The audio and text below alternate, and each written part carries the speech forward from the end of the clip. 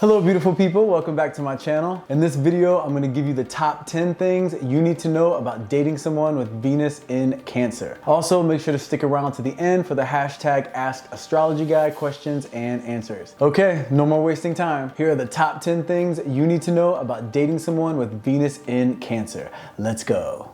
Number 10, commitment is a must. Love is not a game to someone with Venus in Cancer, so they don't even understand the idea of being in a relationship without full commitment and monogamy. Number 9, being caretaking is their main mode of expression. When someone with Cancer and Venus cares for you, they will make sure in all ways to take care of your every need. You will always feel secure and safe with them. Number 8, physical affection and attention is required. They see love as something that should absolutely be expressed consistently and openly. So if you aren't the physically affectionate type and you don't like to cuddle, then don't waste your time or theirs, because both things are a requirement. Number 7, no balance means no love. Yes, they can be the most caretaking, affectionate person that you know until they aren't getting the same thing in return. Then they become as cold as ice, giving you nothing but the frigid winds of contempt. Number 6, they are great listeners. If you're going through anything, someone with Venus in Cancer will be there for you to hear you out with full focus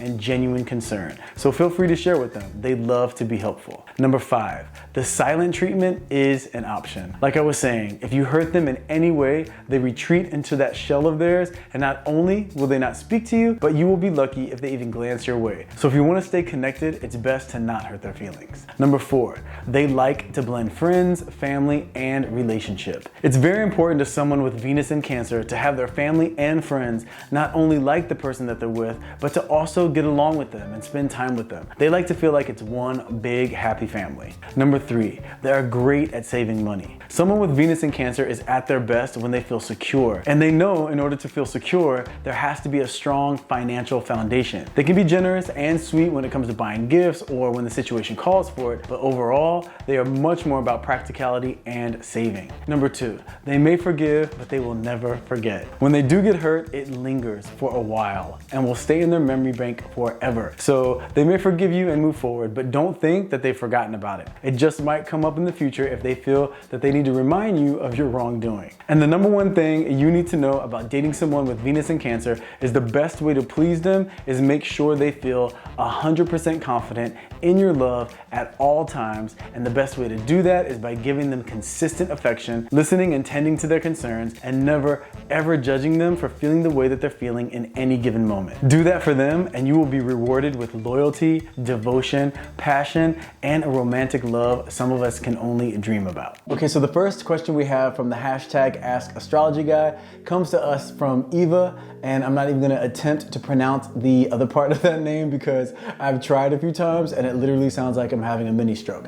So Eva goes on to say, my husband and I have opposite signs, Capricorn and Cancer, but our Venuses are air signs, Aquarius and Gemini. How does this affect our relationship? Does it help us overcome the differences of our sun signs? Love your videos. Okay, Eva, well, thanks so much for this question, and also thanks so much for the positive feedback about the channel. Now, the short answer to your question is yes. When it comes to compatibility, anytime you have two placements like your Venus placements that are in two extremely compatible signs, then for sure it's gonna help to bridge any disconnect caused by an opposition in another placement. However, I want everyone out there to know that when it comes to romantic compatibility, your moon signs are going to play a very, very big role, because not only does your moon sign influence how you feel, but it majorly influences how you handle situations when you're upset or feeling disconnected. So Venus compatibility is important, and sun sign compatibility is definitely important, but also make sure that you give some substantial weight to your moon signs. I'd love it, Eva, if you could share the moon signs of you and your husband in the comment section. It would be really interesting to see if that placement also helps to counterbalance any disconnects caused by the Capricorn Cancer polarity. Thanks for your question, Eva. By the way, if any of you want your questions answered, just make sure to put the question in the comment section with the hashtag Ask Astrology Guy. Okay, next up we have a question from Malik D, who says,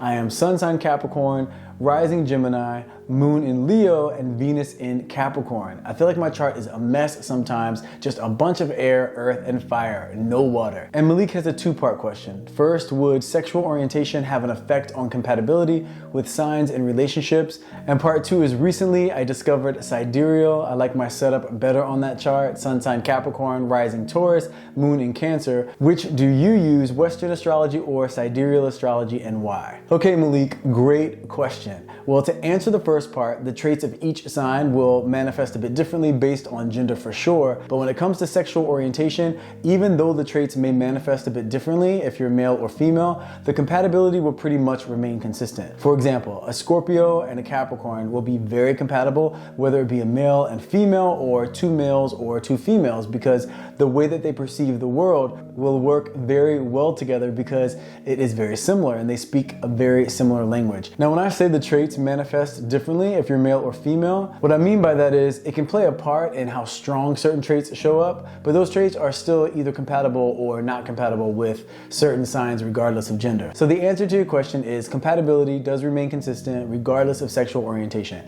Now, for the second part of your question, I practice tropical astrology, and my reason for that is because tropical astrology is based on the tropical calendar, which is based on the 4 seasons. And if you want to see a more in-depth description of that, then take a look at my video titled "Is Ophiuchus a Sign? Did Your Zodiac Sign Change?" I go into depth in terms of the 2 types of astrology in that video, and it'll give you a better understanding of one over the other. Also, simply based on my experience of doing this for over 25 years, when I've compared the charts of someone based on the tropical chart as opposed to the sidereal chart, the tropical chart from my experience resonates much more. But I'm all about the idea of go with whatever resonates with you the most, because that's what you will get the most benefit from. I'd love to hear from you in the comments section as well in terms of do you feel more like the description of Cancer moon or Leo moon?